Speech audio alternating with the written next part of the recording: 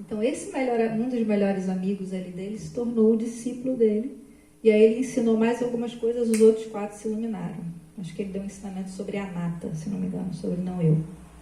Então você imagina, era o início do budismo, 2.500 anos atrás. Já tinha 5 iluminados e o Buda, um pequeno time, né, de iluminados. E aí daí eles resolveram percorrer as cidades e ensinar. E as pessoas foram compreendendo. E vinha fazendeiro, vinha pessoas mais pobres. O Buda era um revolucionário, ele ensinava para todos, numa época em que não era assim. Só uma casta podia aprender. Então esse é o professor, que quem está aqui de repente ainda não conhece muito bem, mas quem frequenta tem como alguém que admira, né? E aí eu fiquei pensando que vocês devem ter algum professor que de alguma forma tocou a sua vida. Eu queria te convidar só a, de repente, fechar os olhos um pouquinho e lembrar desse professor, dessa professora. E só tentar lembrar como era essa pessoa, que qualidades ela tinha.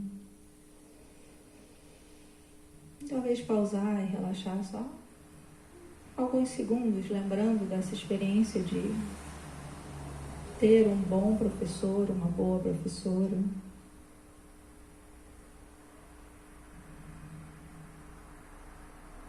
Talvez notando que método essa pessoa te ensinou, que sabedoria essa pessoa te ensinou. O que é que de precioso você aprendeu com essa pessoa?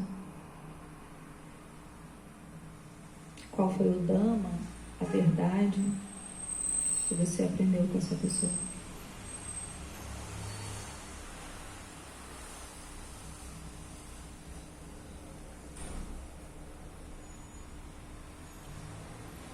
E aos poucos abrindo os olhos devagar. E percebendo como talvez a gente saiba o que é a experiência de se cruzar na vida com bons professores, né? A gente não esquece eles nunca mais, né? Você não fizeram nenhum filme sobre Buda? Só historinhas no YouTube, não sei sobre essas historinhas assim. Não, tem vários filmes. O filme O Pequeno Buda conta bastante da história do Buda, não? Ou estou falando bobagem? O Pequeno Buda com Keanu Reeves. Se você quiser, depois a gente troca aí umas listas. Tem sim, tem outro. Parece historinhas assim com desenhos, né? Sim, mas tem filmes também. Uhum. Sim, é bem interessante mesmo. Essa Mara, ela é em sentido figurado, é uma metáfora, ou vocês realmente acreditam que foi um demônio que ele viu e ouviu? Uhum. A linguagem dessa época, imagina, você está falando de uma época que tinha os Vedas, Bhagavad Gita, né, todo aquele hinduísmo e toda uma simbologia metafórica das coisas, né? Assim como a gente aqui usa símbolos, né? A Nike é um símbolo também, o McDonald's é um símbolo, né? Pode ser vista como uma metáfora, ou um estado mental, né? De profunda confusão, desejo, né? A ilusão, o Maya, né? É ilusão. Ignorância, basicamente, né? Quando a mente está cheia de ignorância, Sim. sabe quando assim, a gente vai num lugar, sei lá, e quer muito comprar uma coisa, a mente começa a criar todo um processo, se eu comprar eu vou ter aquilo, eu vou ter aquilo. Sim. É um processo de Mara tomando a sua mente, né? E aí tem algumas histórias engraçadas em que o Mara se fantasia de elefante e fala que vai em cima do Buda, e o Buda está lá meditando, e ele se vira elefante, né? E o Buda fala, eu vejo você. Aí o elefante se dissolve, meio que nem Matrix, né? O filme em que quando o Neo vê aquilo que é a ilusão, as balas, né? Caem, né? É um pouco uma ideia de ver a mente mente. Nem tudo que a gente pensa é verdade, né? E só para terminar, vai ser um desafio falar em 1 minuto sobre o Dhamma e a Sangha, mas acho que é importante. A segunda joia seria o Dhamma.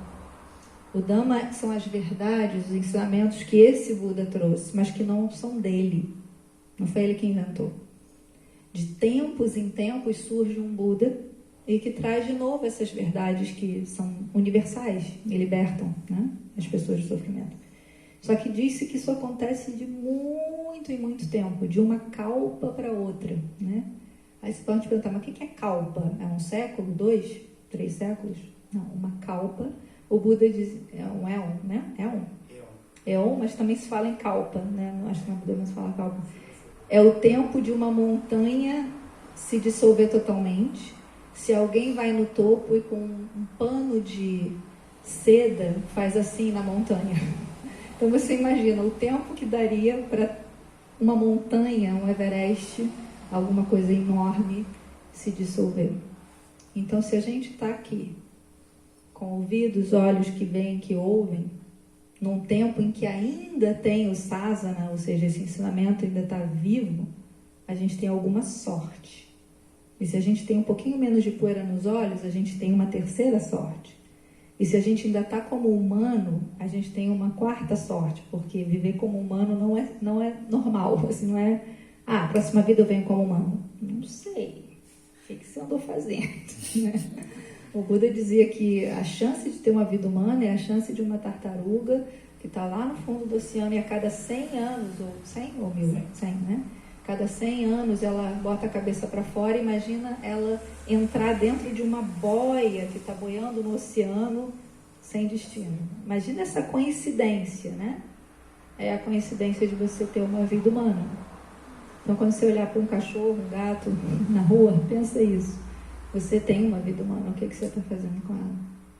É o único estado em que é possível você ter um insight e sair dessa ignorância, raiva, cobiça excessiva que a gente vive, né? Então o Dhamma é precioso. Aqui no nosso livreto a gente tem o que é o Dhamma, né? Ele leva a verdade, ele é fora do tempo, ele leva a paz, ele é fácil de entender, ele fala erripássico, vem aprender, ele é convidativo. É o Dhamma. E a Sangha, o que é a Sangha? Alguém pode me ajudar? O que é a Sangha para vocês? A terceira já é. Somos nós. Só nós. Oi? A comunidade dos monges é uma parte da Sangha. O que mais? Os leigos, leigas, né? Leigues, todos são parte da Sangha. E talvez a gente pode enumerar as pessoas que estão nos 4 estágios de iluminação. E aí o Buda foi bem moderno na época, ele falou os 4 pares, que ele falou mulheres e homens, que naquela época, né, era assim, apesar de que a gente sabe que na Índia também tinha o terceiro sexo, mas ele falou aqueles que estão na primeira etapa, estão saindo dessa mente mais apegada e confusa e já entraram no primeiro estágio de iluminação, Sotapanna. Aqueles que entraram no segundo estado de iluminação, Sakadadana, se não me engano, ou seja, que já não acreditam mais em rituais, né? Eles já têm um ego mais menorzinho, já começam a agir sem conseguir matar, roubar, mentir, né? E, enfim, entre outros, eu vou falar muito genericamente aqui. E o Anagami, que ele vem ainda uma vez, só mais uma, tá acabando, falta uma vida, e aí você tá livre. E o Arahant, que não volta mais, que era como o Buda, que era um Sambuda, né? Era um cara que realmente atingiu algo muito especial. Então não tem mais resíduo de raiva, cobiça e ignorância para vir mais uma vida e outra. Acabou, refrescou a fogueira, Nibbana, né? Atingiu o Nibbana. Então Sangha é esse grupo especial. E Sangha é poder sentar um com o outro e falar do Dhamma. Sangha é poder ter um professor que te inspira, que te escuta, que não te julga. Sangha é poder saber que você é bem-vindo do jeito que você é, da classe social que você é, da etnia que você é. Você pode ter outra religião e praticar o Dhamma. Então, a Sangha é realmente, para mim, hoje, é a joia que mais me... né? E é uma coisa que a gente está perdendo muito, né? Comunidade, fazer junto, decidir junto. Então, mais fácil ficar sozinho, né? A gente liga lá a televisão, faz os nossos rituais em casa... ver o nosso curso online sozinho, mas como é que é criar comunidade, né? 35. De 35 a 80 ele ensinou 45 anos. Já dá para ter um INSS, né? Já dá para ele 45 anos ininterruptos falando em comunidade com seus discípulos, junto que nem Jesus ia junto, né? Vivia junto, comia junto. descansava junto. Então não era uma vida solitária, era uma vida em relação. Por isso que quando eu digo que hoje eu aprendo muito com o Insight Dialogue, né, que é essa prática do diálogo em meditação, eu acho que é uma forma muito interessante da gente resgatar a beleza de... A gente faz isso aqui em grupo, né, fazer pergunta, falar, mas quando faz em dupla, em trio, é muito precioso. O estado de concentração que a conversa hábil pode nos oferecer. É uma prática que quem quiser depois praticar, eu faço toda quarta-feira online, no Hora de Pausar. Depois, se vocês quiserem, é só entrar lá em Via Integrativa. No Instagram eu convido as pessoas para fazer essas práticas, tudo gratuito. A pessoa doa o que quiser, como aqui. Enfim, tem essas práticas, tem cursos de budismo e outras coisas. Fala, você ia falar mais uma coisa?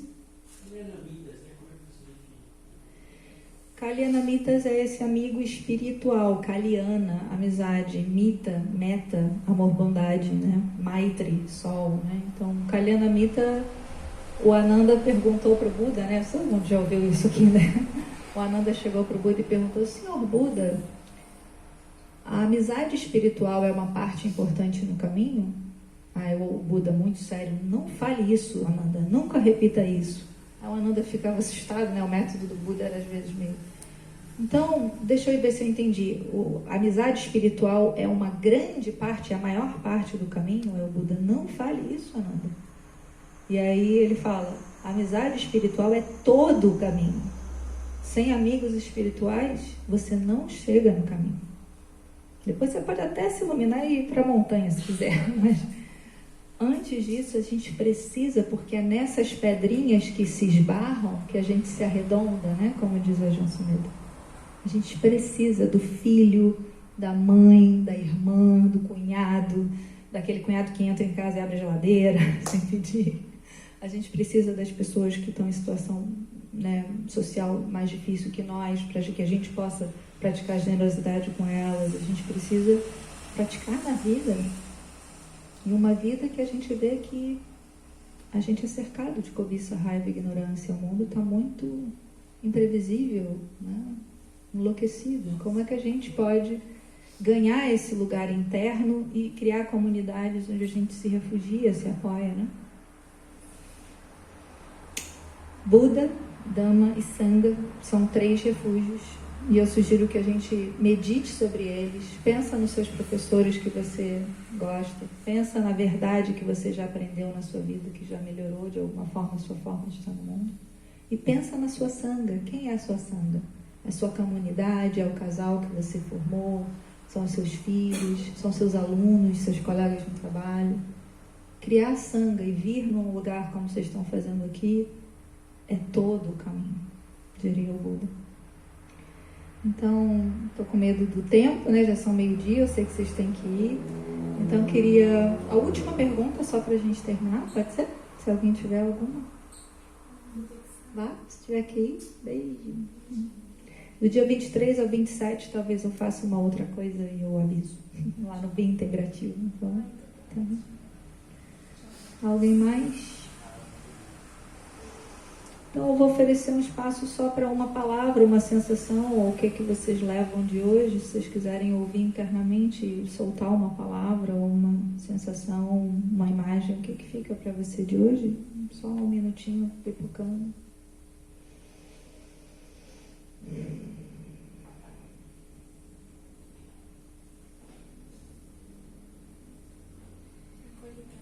Acolhimento. Certeza. Amor. Generosidade. Paz. Conhecimento.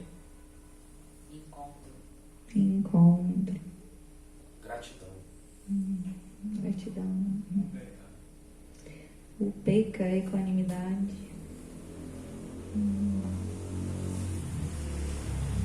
Só deixa essas palavras caindo aí como cachoeira, né? Entrando, sentindo a palavra no coração, quando ela aterriza no coração, percebendo o que surge.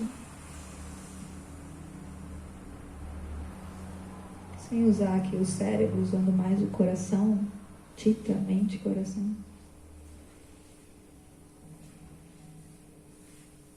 Eu queria dedicar qualquer benefício que a prática de hoje tenha trazido para uma pessoa muito querida, o Eduardo de Moraes, que frequentou aqui muitos anos, foi professor de yoga e doou tantas horas aqui nas suas práticas.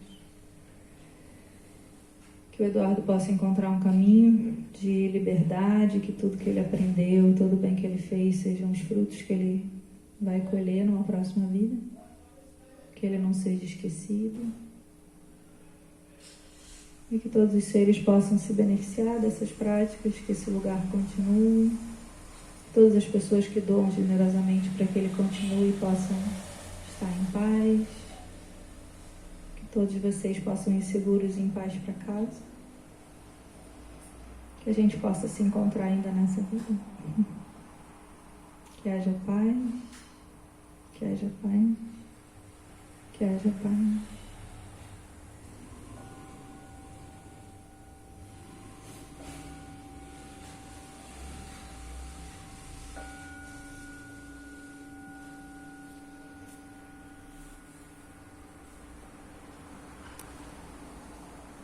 Que o Buda Dhamma Sangha protejam vocês. Vocês possam ir em paz. Obrigada. Sadhu, sadhu, sadhu.